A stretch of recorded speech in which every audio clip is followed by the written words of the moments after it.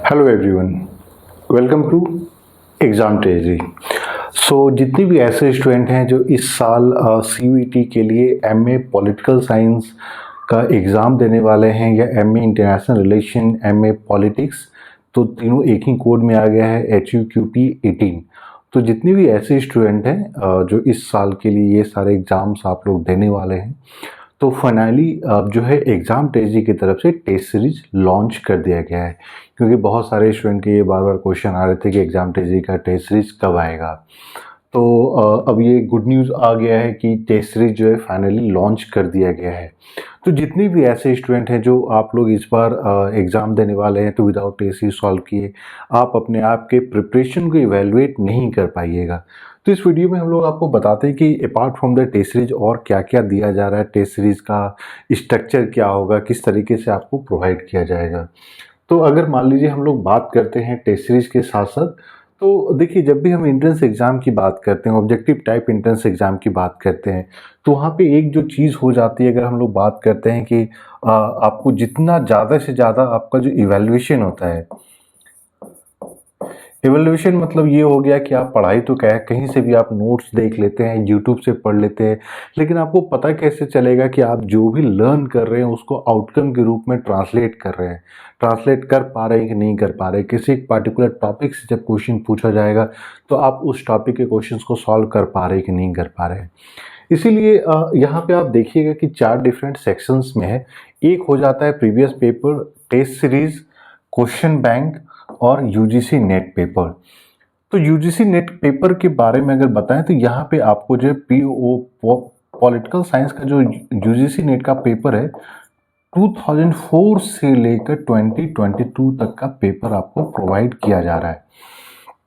इसमें मान के चलिएगा तो रफली अराउंड मेरे हिसाब से 46 जो भी सेट्स हैं, डिफरेंट सेट्स हैं।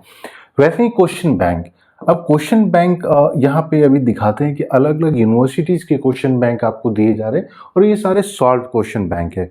अब बहुत सारे लोगों का ये कहना है कि सर अब तो CUT का हो गया है, तो हम लोगों को CUT का पेपर ही सॉल्व करना चाहिए। लेकिन हम लोग का मानना है कि अब क्योंकि किसी भी टॉपिक के आप क्वेश्चन के स्टैंडर्ड को नहीं समझ सकते हैं कि मान लीजिए अगर DU के पेपर को आप देखते हैं तो वहाँ अलग अलग क्वेश्चन के अलग अलग स्टैंडर्ड होते हैं। वहीं अगर आप CUT के पेपर को देखिएगा तो वहाँ पे फिर आपको पता नहीं चल पाएगा ना कि इंडियन पॉलिटी से डिफ़िकल्ट क्वेश्चन आएगा या पॉलिटिकल थॉट से डिफ़िकल्ट क्वेश्चन आएगा। तो इसके लिए ज़रूरी है कि सभी स्टैंडर्ड के क्वेश्चंस को आप देखें। और तो एक तो ये हो जाता है कि स्ट्रक्चर, टॉपिक वाइज जो आपका स्ट्रक्चर हो जाता है। दूसरा हो जाता है कि कवरेज, कि एक टॉपिक से अलग अलग एग्जाम में अलग अलग यूनिवर्सिटी से किस तरीके से क्वेश्चंस पूछे गए हैं। अब ये हो गया है कि अलग अलग यूनिवर्सिटीज सारे CUET में आ गई है, तो सब मिला के कंबाइंड क्वेश्चन कंपाइल किया जाएगा, फॉर्म किया जाएगा। और तो इसीलिए क्वेश्चन बैंक और आपका प्रीवियस पेपर, तो क्वेश्चन बैंक टॉपिक वाइज हो जाता है, प्रीवियस पेपर में हम लोग अलग अलग यूनिवर्सिटीज़ को प्रोवाइड करेंगे। तो सबसे पहले देख लेते हैं प्रीवियस पेपर्स में हम लोग ने कौन कौन सी यूनिवर्सिटी को इंक्लूड किया है। तो प्रीवियस पेपर में देखेंगे तो इतने सारे यूनिवर्सिटीज हैं जिनके सॉल्व पेपर्स आपको प्रोवाइड किए जा रहे हैं। अब क्या है कि यहाँ पे अलग अलग यूनिवर्सिटी के अलग अलग स्टैंडर्ड हैं, वेज हैं क्वेश्चन पूछने का।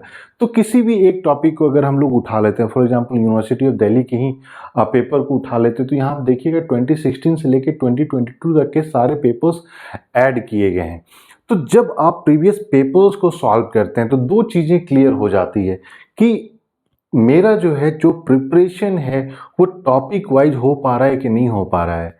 अगर आपने प्रीवियस पेपर को सॉल्व नहीं किया, फिर आप नहीं पता कर पाइएगा कि पहले के ही अगर क्वेश्चंस नहीं आ पा रहे हैं, तो फिर आपको कहीं ना कहीं ये हो जाती है कि दोबारा जो है सॉल्व करने की ज़रूरत है। तो इसीलिए आप देखिए यहाँ पे कि हम लोगों ने सभी अलग अलग यूनिवर्सिटीज़ का प्रीवियस पेपर्स यहाँ पे ऐड कर दिया गया है। अब जवाहरलाल नेहरू के प्रीवियस पेपर्स की बात करें तो इसका स्टैंडर्ड थोड़ा सा हाई होता है। तो इससे ये हो जाएगा कि अगर आप इन सारे पेपर्स को सॉल्व कर पा रहे हैं तो एक चीज़ ये क्लियर हो जाता है कि किसी भी टॉपिक से अगर डिफ़िकल्ट क्वेश्चंस भी पूछे जा रहे हैं तो आप उसको आंसर कर पाइएगा। अब जैसे अगर हम लोग यहाँ पे ही देखते हैं कि मैच द फॉलोइंग के रूप में ये जो क्वेश्चन यहाँ पूछा गया है JNU को लेकर। अब जेएनयू में ये किया गया है कि लिस्ट 1 में अगर आप देखिएगा जो फोकस थीम है, ये बेसिकली आपके 5 ईयर्स प्लान के थीम है, और वो थीम कौन सा फर्स्ट यहाँ पे आपको करेक्ट ऑप्शन के लगाना है। तो इससे आपको ये पता चल जाएगा कि यहाँ पे इस टॉपिक से इस तरीके से भी क्वेश्चंस पूछे जा रहे हैं। तो एक ये गाइडिंग प्रिंसिपल के रूप में भी काम करता है, जहाँ पे आपको ये पता चल जाता है कि जो भी टॉपिक हम पढ़ रहे हैं उसका रेलेवेंस कितना है, और जिस टॉपिक को हम इम्पॉर्टेंट टॉपिक को उठाते हैं कि इम्पॉर्टेंट सोर्स को उठाते हैं, चाहे वो आपके अपने पर्सनल नोट्स हों या कोई दूसरे नोट्स हैं, या फिर आपने किसी बुक को रेफर किया, तो उस बुक में वो सारी चीज़ें कितनी निकल कर आ रही है। नहीं तो पता चला कि आपने कोई ऐसा बुक पढ़ लिया जिससे क्वेश्चन से नहीं निकल कर आ रहा है, तो दिक्कत हो जाती है। फिर अगर हम लोग मान लीजिए बात करते हैं जेएनयू की ही बात, तो यहाँ पे आपका डिफिकल्टी लेवल जेएनयू का सबसे ऊपर हम लोगों ने रखा है। दूसरा हो जाता है कि अलग अलग यूनिवर्सिटीज़ में, अब जैसे हम लोगों ने इतने सारे यूनिवर्सिटीज़ के पेपर्स को ऐड कर दिया गया है। अब हैदराबाद अगर लेते हैं तो हैदराबाद में आपका 2011 से लेकर 2021 तक के पेपर मिल जाएंगे। तो ये सारी चीज़ें फिर आपको फ़ायदा हो जाता है।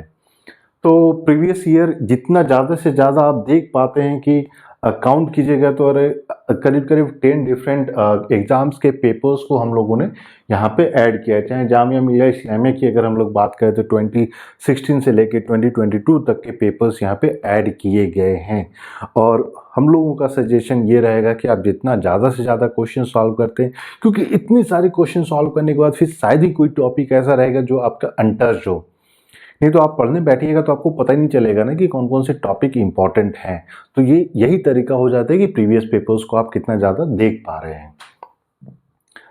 तो ये तो हो गया प्रीवियस पेपर्स। अब अगर हम लोग बात करते हैं यूजीसी नेट के पेपर्स को, तो यूजीसी नेट के पेपर्स को आप यहाँ पे देखिएगा कि अलग अलग करके हम लोगों ने बहुत सारे पेपर्स ऐड कर दिया गया है। 2018 तक का पेपर ऐड कर दिया गया है, अगले 4 साल के पेपर्स और हम लोग ऐड कर देंगे।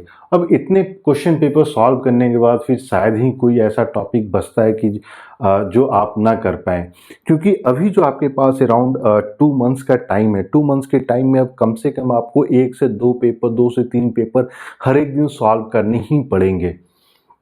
और इसी के कारण आप देखिएगा कि एग्ज़ाम ट्रेजी का जो सक्सेस रेट है इतना हाई है, क्योंकि हम लोग इतना ज़्यादा स्टूडेंट्स को देते हैं, प्रोवाइड करते हैं कि आपको ये सारी चीज़ें करनी चाहिए। अब आ जाते हैं टेस्ट सीरीज़ को लेकर। तो टेस्ट सीरीज़ में भी आप देखिएगा कि हम लोग ने जेएमआई का एक अलग टेस्ट सीरीज़ बनाया था, जेएमआई आईआर का अलग टेस्ट सीरीज़ है, साउ आईआर का अलग टेस्ट सीरीज़ है। अब ये जो डीयू ईस्ट एशियन स्टडीज है, अब ये रेलेवेंट नहीं है तो इसको हटा दिया जाएगा। लेकिन अब जैसे सीयूईटी का टेस्ट सीरीज आ जाता है, तो यहाँ पे आप देखिएगा कि यहाँ पे अभी 10 सेट्स ही एडेड है, इसमें 5 सेट्स और ऐड होंगे, क्योंकि हम लोग का मानना है कि नेक्स्ट 5 सेट्स जो होंगे उसका डिफ़िकल्टी लेवल कम से कम जो जेएनयू का होता था पहले उस स्टैंडर्ड तक के डिफ़िकल्टी लेवल को हम लोग ले जाएँ। क्योंकि अगर आप देखिएगा तो इंडियन पॉलिटी के क्वेश्चंस 2022 के अच्छे स्टैंडर्ड के आए थे। अगर आपने उस स्टैंडर्ड के क्वेश्चन सॉल्व नहीं किया, अब ज़रूरी नहीं है कि 2022 में आपके ये इंडियन पॉलिटी से क्वेश्चन हाई स्टैंडर्ड के थे तो अगले साल जो है 2023 में आपका इंडियन पॉलिटी से ही आएगा, हो सकता है पॉलिटिकल थ्योरी से आए। तो इसीलिए जो नेक्स्ट 5 सेट्स होंगे ये उस हाई स्टैंडर्ड के होंगे। अब इसमें हम लोग किसी भी एक सेट को उठा लेते हैं, फॉर एग्जांपल टेस्ट सेट 6 को ही उठा लेते हैं। तो ये जो पेपर यहाँ पे लाया गया है ये आपका 100% सीयूईटी के पैटर्न, स्ट्रक्चर, आपका डिफ़िकल्टी लेवल उसी तरीके से लाया गया है। तो आप यहाँ पे देख सकते हैं कि आपका पार्ट ए जनरल पेपर है, और जनरल पेपर के हिसाब से जो है आपको यहाँ पे सारी चीज़ें प्रोवाइड की जा रही है। जब आप पेपर पार्ट ए सॉल्व कर लेते हैं, अब देखिए जितने ऐसे स्टूडेंट हैं जो सिर्फ जेएनयू के लिए टारगेट कर रहे हैं तो उनको पेपर 1 पे पार्ट ए पे ध्यान नहीं देना है, फिर उनको जो है पार्ट बी पे फोकस करना है। लेकिन जितने ऐसे स्टूडेंट हैं जो सोच रहे हैं कि नहीं इस बार कहीं ना कहीं एडमिशन ले लेना, तो उनको पार्ट ए भी सॉल्व करना पड़ेगा। अब ये आ जाता है आपका डोमेन, यानी कि पॉलिटिकल साइंस। तो यहाँ पे आप देख पाइएगा जो क्वेश्चंस के हम लोगों ने स्टैंडर्ड है वो टू द पॉइंट जिस तरीके से CUET का एग्ज़ाम कंडक्ट कराया जाता है, जिस डिफ़िकल्टी लेवल के साथ कंडक्ट कराया जाता है उसी तरीके से रखा है। और इस टेस्ट सीरीज़ में हम लोगों ने कुछ-कुछ ऐसी भी चीज़ें, ऐसे भी टॉपिक से क्वेश्चन डाला है जो कि मेंशन नहीं है। क्योंकि लास्ट ईयर भी हम लोगों ने देखा था कि आउट ऑफ सिलेबस भी क्वेश्चंस पूछे गए थे। तो अगर हम ये बात करते हैं पब्लिक एडमिनिस्ट्रेशन के टॉपिक से जो क्वेश्चन आया, सो दैट कि आपके पास जो है वो सरप्राइज एलिमेंट रहे। अब आप देख रहे हैं कि थीम क्या है और उसकी स्कॉलर कौन है, इस तरीके से भी हम लोगों ने क्वेश्चन फ्रेम किया है। कन्वर्जेंस थ्योरी आर्ग्यूज दैट, और जो क्लास होती है, जो स्टडी मटेरियल होता है, उसमें भी हम लोग ये सारी चीज़ें कवर अप करते ही करते हैं। और इसीलिए एग्जाम टेजी की तरफ से एक डेडिकेटेड स्टडी मटेरियल भी प्रोवाइड किया जाता है, जो कि 100% CUET के स्टैंडर्ड पे बनाया जाता है। लेकिन बहुत सारे स्टूडेंट ऐसे हैं जो बोलते हैं कि हाँ सर, मुझे ना बस टेस्ट सीरीज चाहिए, क्योंकि मैं अपने से, हम लोगों ने पढ़ाई कर ली है, अब जो है सिर्फ क्वेश्चन लगाने हैं। तो ये आ जाता है जहाँ पे आपको ये सारे क्वेश्चन लगाने की बात जो हम लोग करते हैं, तो यहाँ पे वो सारे क्वेश्चन लगाने के लिए ही हम लोगों ने इतने सारे टेस्ट सीरीज प्रोवाइड किया है। तो इस तरीके से अब आप जो है अगर सीरियस हैं, क्योंकि एक चीज़ जान लीजिए, इस बार CUET का रिजल्ट जब आएगा, ये हम लोगों ने लास्ट ईयर भी बोला था कि जितने जो टॉप स्कोरिंग स्टूडेंट हैं वो JNU जाएंगे। इसीलिए JNU का सेकंड कट ऑफ लिस्ट आता ही नहीं है। अगर आया भी तो एक कट ऑफ आया, 2 कट ऑफ आया, उस एक सीट आई, ये चीज़ हो जाती है।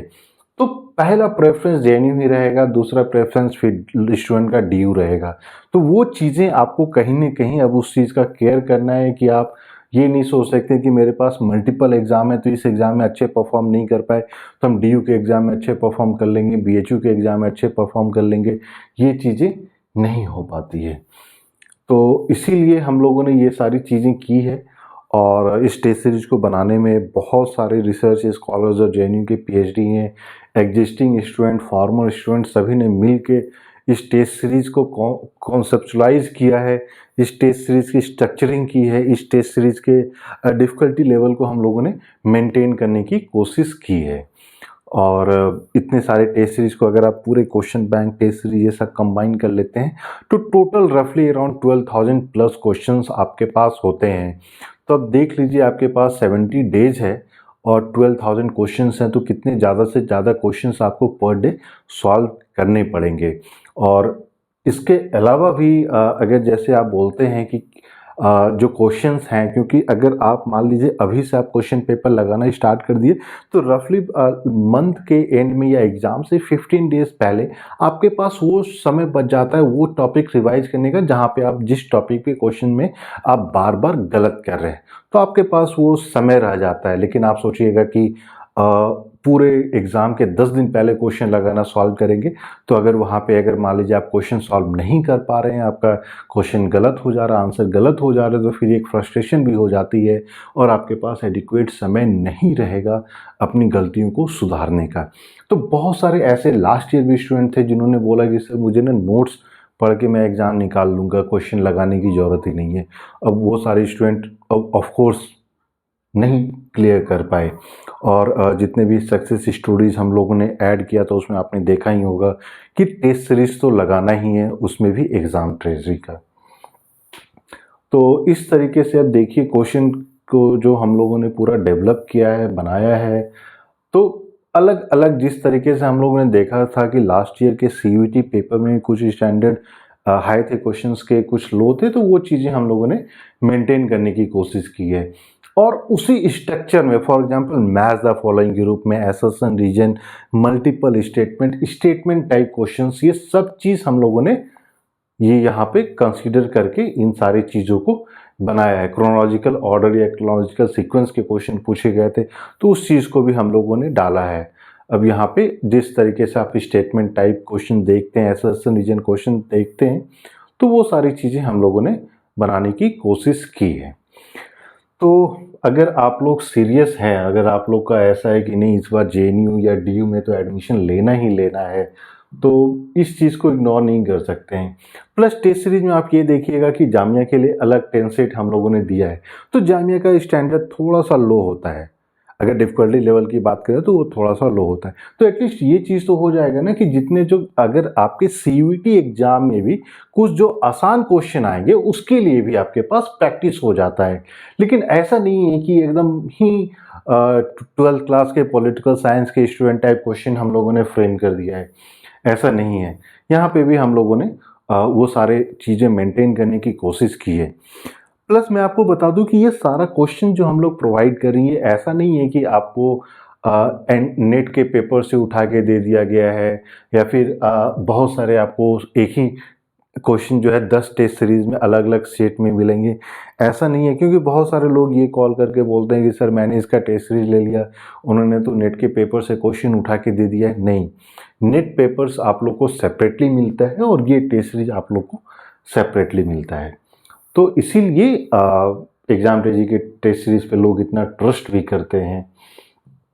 और भले ही डीयू का अलग से एग्ज़ाम हो रहा है, लेकिन अब क्योंकि हम लोगों ने डीयू का टेस्ट सीरीज ऑलरेडी बना दिया था, तो ये एज ए प्रैक्टिस पेपर्स के रूप में ही हो जाता है, एक क्वेश्चन बैंक के रूप में हो जाता है। तो इसको भी आप सॉल्व करते हैं तो यहाँ पे आपको सारा प्रैक्टिस करने को मिल जाएगा।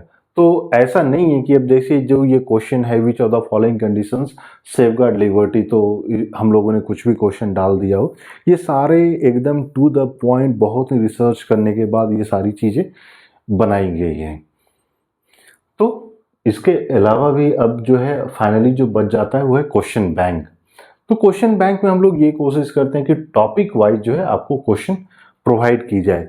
अब एक चीज़ यहाँ पे आप देखिएगा कि हम लोगों ने अब तक पार्ट ए के लिए कुछ नहीं ऐड किया है, तो पार्ट ए का सेपरेटली हम लोग इंग्लिश का क्वेश्चन बैंक ऐड करेंगे और उसके साथ साथ जो है इंग्लिश के साथ साथ जो अलग अलग टॉपिक्स होते हैं, चाहे क्वांटिटेटिव एप्टीट्यूड हो, रीजनिंग के क्वेश्चंस हैं, इंग्लिश हो जाता है, जीके हो जाता है, उसको सेपरेटली ऐड करेंगे। तो इसमें आप किसी भी क्वेश्चंस किसी भी को उठा लीजिएगा। जैसे हम लोगों ने ये इंटरनेशनल रिलेशंस के पीडीएफ हैं, तो इंटरनेशनल रिलेशन के पीडीएफ में आपको यहाँ पे 50 question only related to IR मिलेगा।